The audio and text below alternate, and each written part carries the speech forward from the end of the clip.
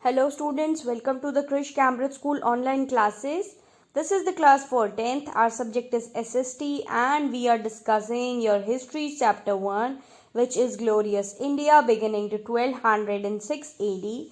This is the chapter which we were discussing from our last previous videos, from so many videos, and still the chapter is a bit remaining. So before starting the class, let me ask all of you that how are you all? I hope that all of you must be fine and safe at home and must be enjoying these online classes and must be completing your assignments. You all must be using the sanitizer and mask. All of you please stay at your home, stay safe and stay healthy. So in the previous class we have discussed about the Chol Dynasty. Today we will be discussing about the kings of the Chol Dynasty and all the other remaining parts of your chapter. But as always, please take out your books and keep a pencil in your hand so that you will get a better understanding what we are actually talking about. Okay, let us begin now.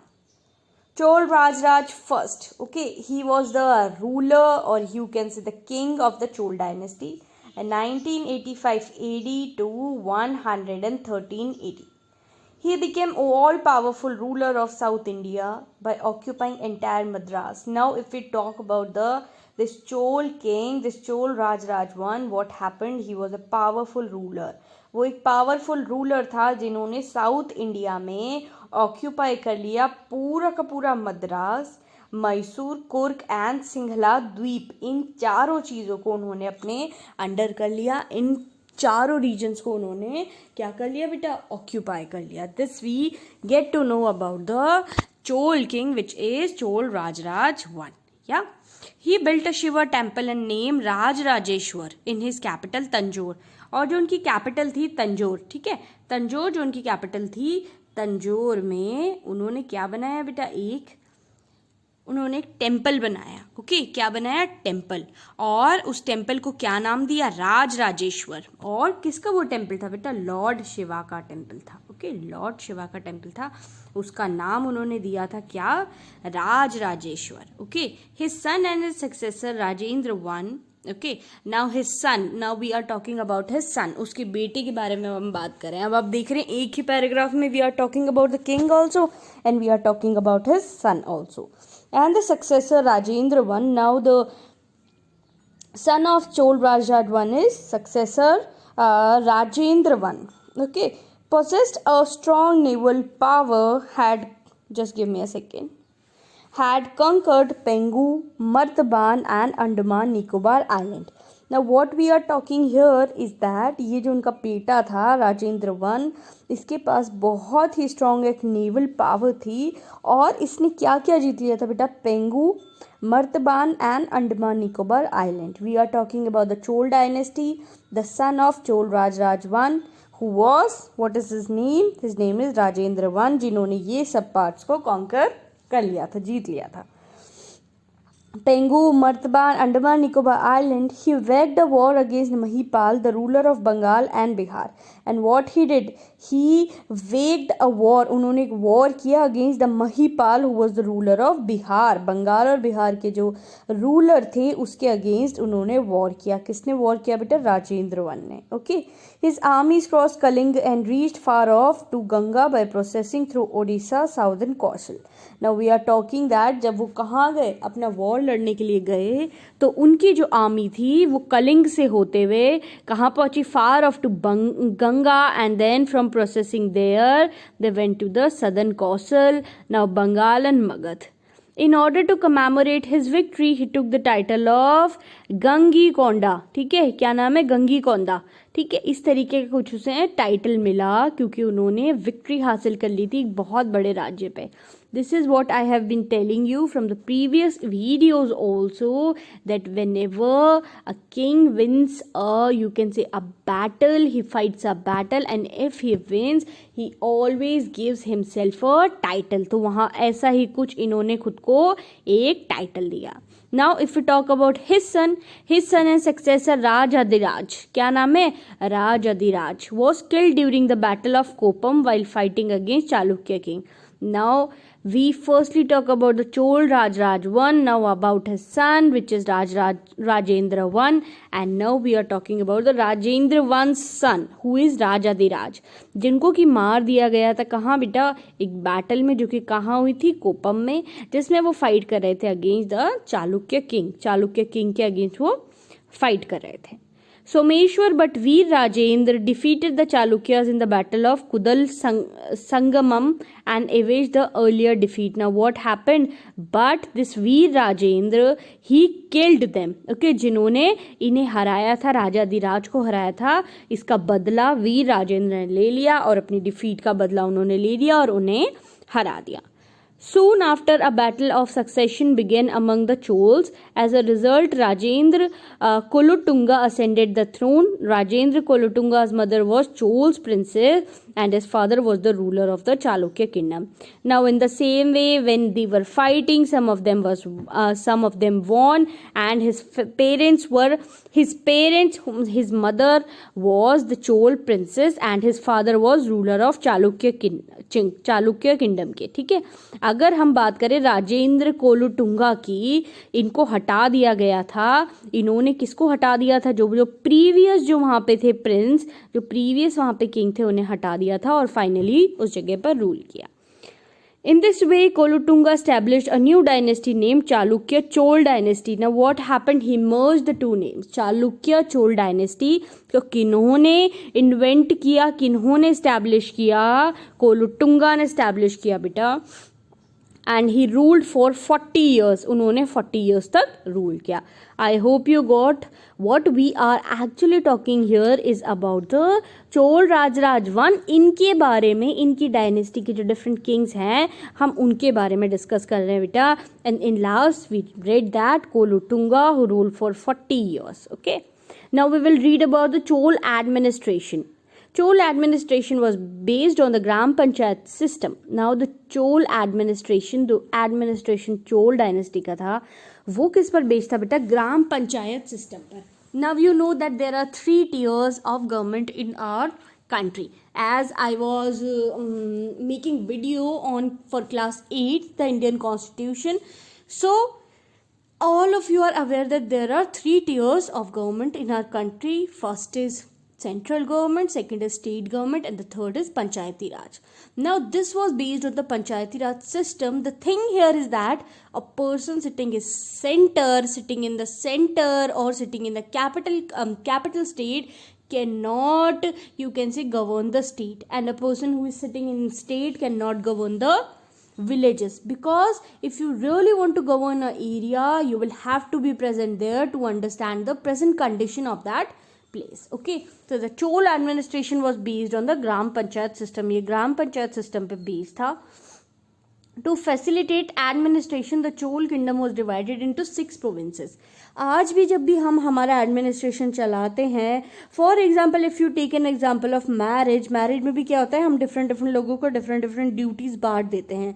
So what we do dividation, because जब तक आप powers को divide नहीं करेंगे, how the administration will run successfully or smoothly. In the same way, हमारी country के भी 3 powerful organs है, which is executive, legislative and judiciary. इन तीनों में भी powers को divide किया गया है.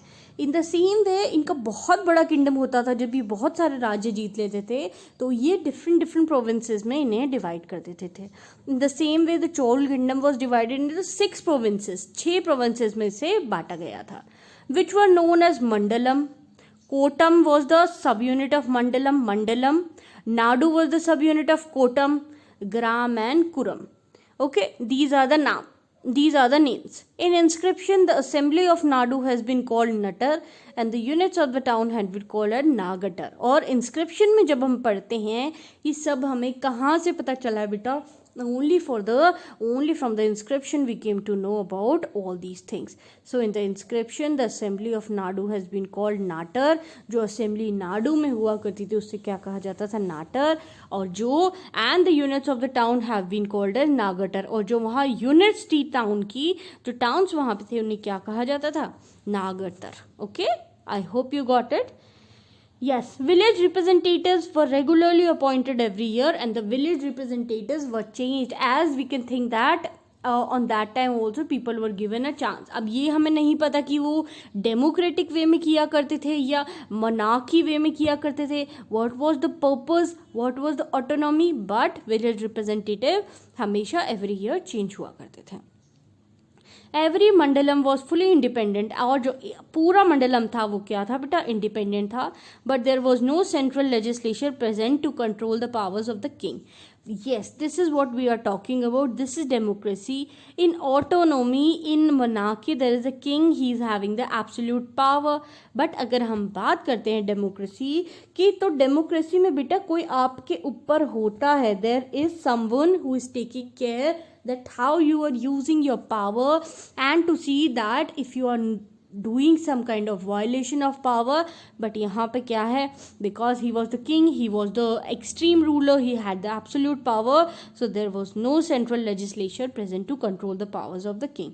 because autonomy तभी होगी, king तभी होगा जब उसके ऊपर कोई राज करने वाला नहीं होगा. About 1/6 of the land produce was received by the king in the form of lagan. Okay, all of you have seen the movie Lagan. I hope that all of you have seen. Lagan मतलब क्या होता है बेटा, कर होता है, taxes. अब यहाँ क्या टैक्स की बात की गई है, आज तक अभी तक हमने किसी डायनेस्टी में I guess we have not talked about the लगान और कर. ठीक है. So about 1/6 of land produce was received by the king in the form of लगान. सो एक आप कह सकते हैं 1/6 जो था प्रोडक्शन का वो किसको दिया जाता था, किंग को दिया जाता था इन द फॉर्म ऑफ लगान, लैंड रेवेन्यू के नाम पे. This lagan could be paid in the form of grains or gold coins. Now you can see that ये जो लगान है आप क्या कर सकते हैं, या तो आप grains दे सकते हैं, 1/6 पार्ट ऑफ योर प्रोडक्शन का ग्रेन दे सकते हैं आप, या आप गोल्ड कॉइन्स दे सकते हैं, सोने के सिक्के आपको देने पड़ेंगे. The gold coins which were circulated during the Chol period were called kasu. और क्या कहा जाता है उन्हें, as in the previous video I have told you that there were gold coins on that time. If you look today that 50,000 के ऊपर हमारा gold जा रहा है, so you cannot even expect, or you can expect, but the gold coins which were circulated in the market, just imagine if this thing is going to be today, what will happen. You can think that कितनी rich वो dynasty होगी, कितनी wealthy वो dynasty होगी जिसमें कि gold coins हुआ करते थे. और इन गोल्ड कॉइन्स को क्या कहा जाता था बेटा, kasu. And it weight 16 ounce, और उसका वेट था 16 ounce. Along with large military power, the Chol kings also possessed a strong naval force. एक मिलिट्री पावर भी उनके पास बहुत अच्छी थी, और क्या थी बेटा, नेवल फोर्स भी उनके पास बहुत अच्छी थी. Now whenever we talk about the administration of any dynasty, we get a better understanding that what was the actual, कि किस तरीके की पोजीशन थी उस डायनेस्टी की. ये चीज़ हम बहुत अच्छे से समझ सकते हैं जब हम उस डायनेस्टी के एडमिनिस्ट्रेशन के बारे में जानते हैं. ओके, या Chol kings initiated various large irrigation schemes and built many roads. इन्होंने क्या किया, बहुत बड़ी बड़ी इन्होंने इरिगेशन सिस्टम को स्टैब्लिश किया, स्कीम्स को स्टैब्लिश किया, एंड क्या किए, बहुत सारे रोड्स इन्होंने बनाए, बिल्ड किए बहुत सारे road. Now we will be reading about the Chola art. Okay, yeah okay, the Chola art. अब अगर हम इनकी आर्ट के बारे में बात करें तो ये बात कर सकते हैं हम, the Cholas promoted the architectural style of the Pallavas. Okay, various features of the Dravidian architectural style of the Chol are as follows. तो क्या बात कर रहे हैं यहाँ पे कि इन्होंने आर्किटेक्चर की जब हम बात करें या इमारतों की बनावट की जब हम बात करें तो इन्होंने किसका स्टाइल फॉलो किया, किसका स्टाइल इन्होंने प्रमोट किया, पल्लव्स का. Various features of Dravidian architecture style of the Chols are as follow. और Dravidian architecture style भी इन्होंने फॉलो किया, और क्या क्या चीज़ें फॉलो करी इन्होंने, quadrate, vimanas, mandapas, gopuras and large halls adorned with artistic pillars. Okay, ये सब चीज़ें क्या बात करें हम, इनके आर्किटेक्चर की बात कर रहे हैं. गोपुरास, large halls adorned with artistic pillars, traditional lions for decoration, brackets and joint pillars, etc. Whenever you visit an ancient place, जिसको कि आप कह सकते हैं monument, तो आप वहाँ पे क्या फील करते हैं, that there is a difference, there is a vast difference in the architecture. In the same way बहुत बड़े बड़े halls हुआ करते थे, जैसे हमारे घर में hall होता है, okay, with artistic pillars, traditional lions जिसको चाली कहा जाता है उसको decoration के लिए, brackets and joint pillars etc. Each and everything was so good. The Shiv temple, Raj Rajeshwar temple of Tanjore, built by Raj Raj 1, is an excellent example of Dravidian architecture. आप कभी भी अगर south India visit करें तो there is a rich culture which you can still feel the, आप जब वो देखेंगे, आप मंदिर, जब वो आप टेम्पल्स देखेंगे, then you will get a better understanding that how the architecture was on that time. It was so much, you can see, modernized, और जो हाथों की कारीगरी है वो देखकर आप ये समझ जाएंगे, अगर आपको थोड़ा भी आपने अच्छे से पढ़ा होगा तो आप ये समझ जाएंगे that this is an example of Dravidian architecture. Which temple we are talking about? जो कि राज राजेश्वर वन ने बनवाया था इन तंजौर, और उसका नाम था राज राजेश्वर टेम्पल. ओके, जो कहाँ पे है? तंजौर में. The system of canals in South India, Bharat, is a gift from Chols. Okay, system of canals की जो सिस्टम है वो भी किसका गिफ्ट है बेटा? ये चोल किंग्स का गिफ्ट है. डिफरेंट जो किंग्स आते हैं वो अपनी डिफरेंट थॉट लेके आते हैं, डिफरेंट तरीके की डेवलपमेंट करते हैं एक स्टेट में, और अपने अकॉर्डिंग चीज़ों को चेंज करने की कोशिश करते हैं. सो ये जो अगर हम कह सकते हैं कि सिस्टम ऑफ कैनल्स जो गिफ्टेड है साउथ इंडिया को या भारत को, वो चोल्स ने दिए हैं. किसने दिए बेटा? चोल्स ने दिए हैं. Temples of Chidambaram and Tanjore are the best among Chola temples. And ये जो टेम्पल्स है तंजौर का, चिदम्बरम का, okay, they are very much, और you can say the best among the Chola temples, जिनको कि आप विजिट कर सकते हैं आज भी और देख सकते हैं that how the architecture and the development of the dynasty was. It is such a great thing that we can still, you can in the virtual reality also you can explore all these things. You can watch it on the YouTube and you can search it out on the Google if you are so much interested in knowing about these temples. The bell metal statue of Nataraj Shiva built during Chol period as regarded to be the best. Okay, जो नटराज का जो एक इन्होंने बनाया था, sorry I just forgot to insert the picture, I guess, yeah.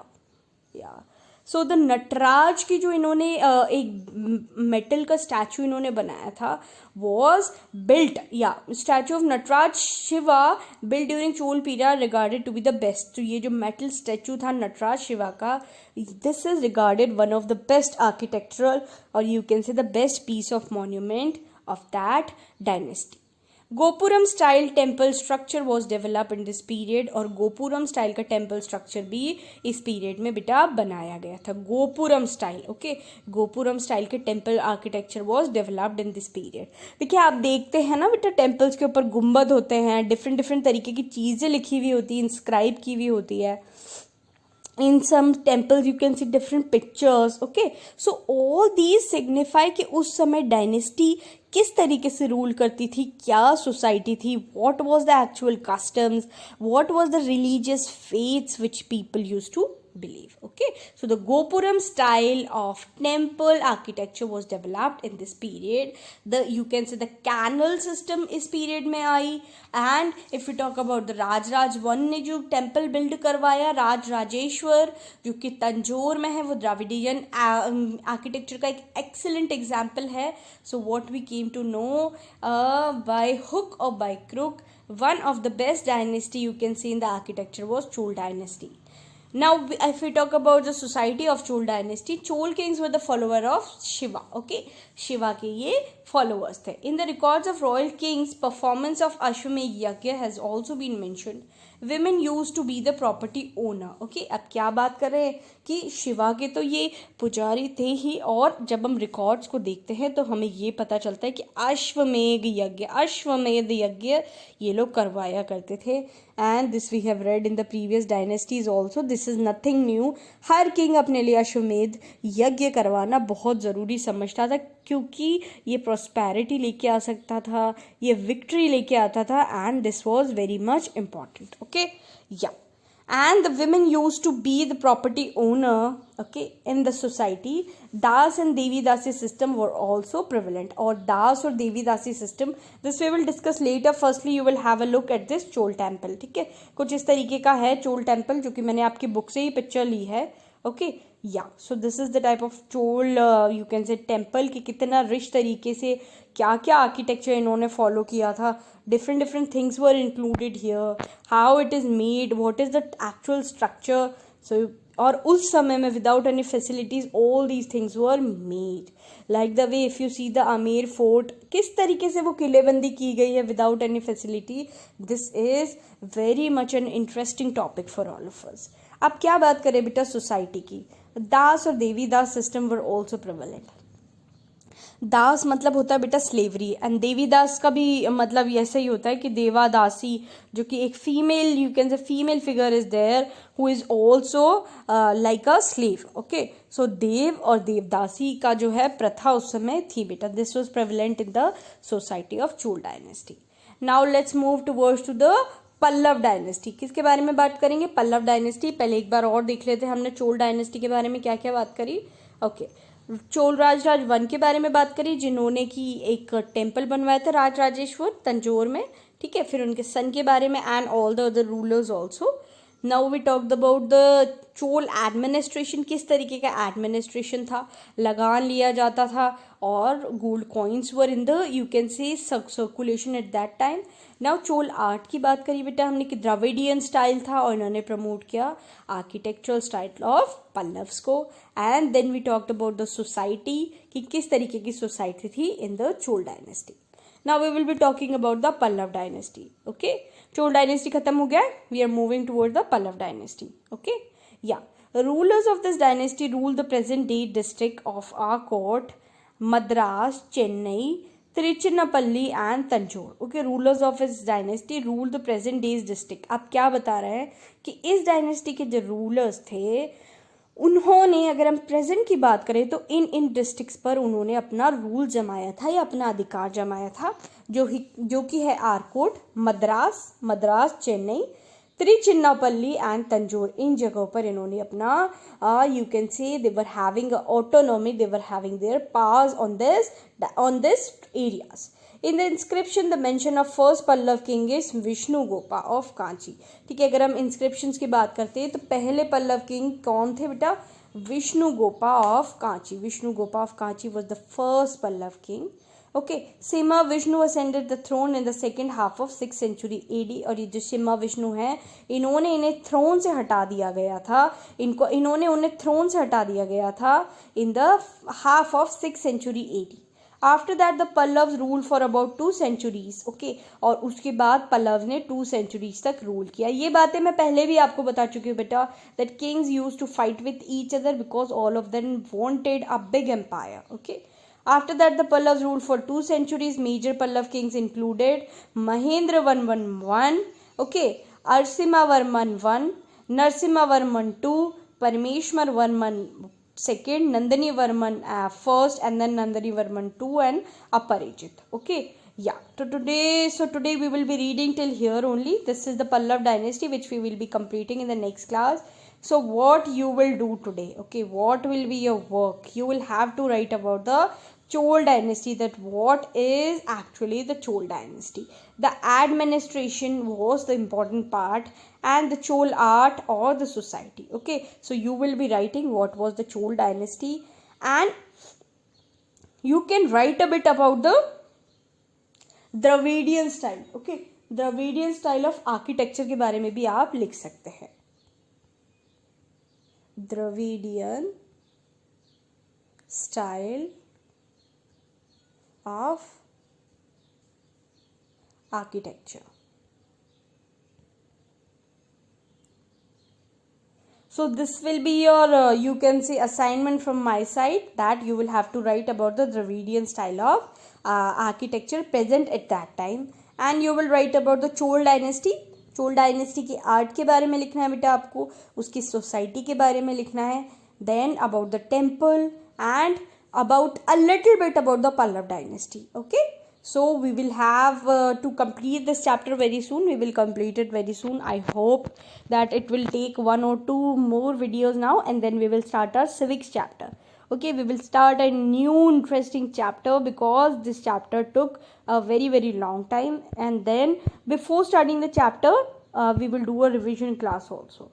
So till then students, just take care of yourself and be safe at your home. Don't go anywhere. Don't try to be over smart. Take care of your parents, take care of your elders, और पढ़ते रहिए, अपने synopsis बनाते रहिए, because एक बार जब आपका school खुल गया तो फिर कोई ब्रेक नहीं लगने वाला है. Okay, so keep on making all your notes and be attentive, keep on attending all these online classes and keep on doing all your assignments. Thank you students again for attending my this class.